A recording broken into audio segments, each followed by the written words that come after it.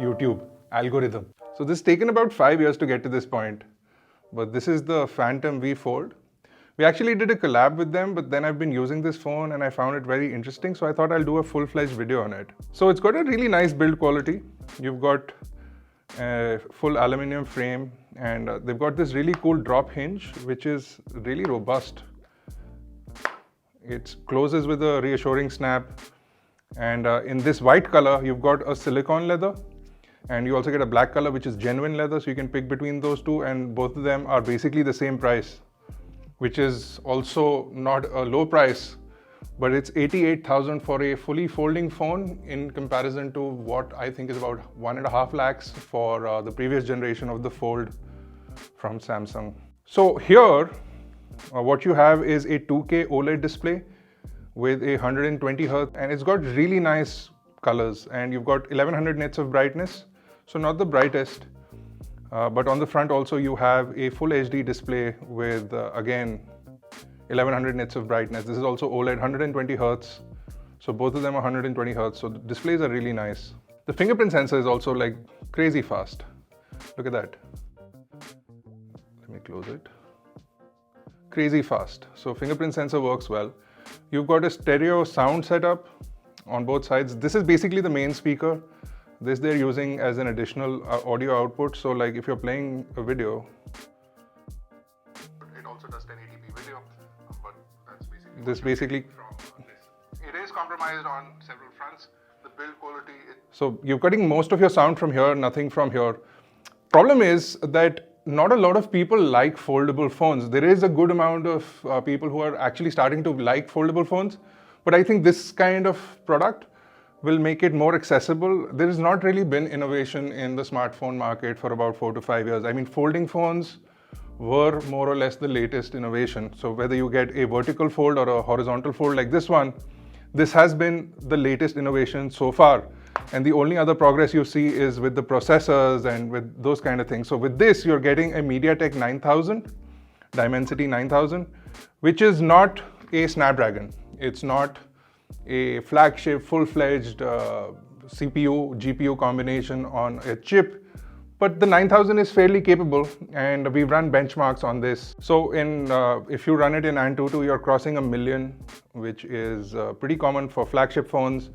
It says you defeated 99% of phones, which is what you're basically expecting. So this one is basically on top in their list, but obviously this list is not updated. What's also interesting is the camera. So you get two 50 megapixel cameras on the back. The main one is a 50, and there's a 50 megapixel 2x, and there's a 13 megapixel ultra wide, which is also macro capable. And photographs are really good. So you've got portrait shots. We took some samples. So some pictures that we were taking with this device, you can see it's got really good dynamic range, bright spots, dark spots. This was taken manually, but it does manage to get all of those colors there, some macro samples, some general outdoor samples. You can see how nice it looks when the light is sort of coming through there. And then this is a portrait sample. Again, you can see that edge detection is really nice, very clean on the sides. So that looks good. Pretty cool. One of the biggest things that we think is the problem with this is that there's no third-party support. So this is basically the only case that you get with this. And if you go looking for cases for this, it's going to be a big problem. No screen protectors available for this outside of what is already pre-installed. So these are the kind of issues that you'll run into. You know, maybe they'll catch up with accessories over time, but it doesn't really seem like third-party support will be available for cases, for screen protectors, for things like that. And that is what is going to be a major issue for the Tecno Phantom V Fold. Overall, from a performance perspective, this is a pretty good phone. You get 12 gigabyte of RAM, you get 256 gigabyte of storage, 88,000 as a price, almost half of what you're getting the other phones for. The UI has been really fast and responsive, very clean looking user interface. They call it HiOS. I don't know why. And then you have a lot of UI features which basically allow you to split screens, so you can have multiple apps running on the device. All of these really nicely organized, works really well. Overall user interface is fast and responsive.